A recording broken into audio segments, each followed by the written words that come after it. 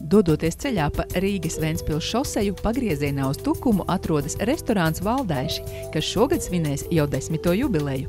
Šo restorānu ir iecienījuši gan tālbraucēji, gan uzņēmēji biznesa sarunām. Ik viens šeit var iegriezties un baudīt rīta kafiju, sātīgi paēst un atpūsties. Darba dienās no 11. līdz 16. tiek piedāvātas kompleksās pusdienas.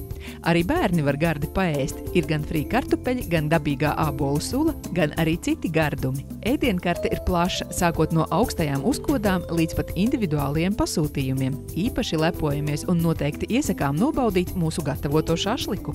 Ēdienu gatavošanai izmantojam vienmēr svaigus un tikai Latvijā ražotus produktus. Jau drīzumā pie mums būs iespēja klausīties arī dzīvo mūziku un padejot. Klājam arī banketus, varam uzņemt līdz 60 cilvēkiem. Pie restorāna ir plaša bezmaksas autostāvvieta. Nepabrauc garām, iegriezies! Jūs vienmēr būsiet laipni gaidīti restorānā Valdaiši.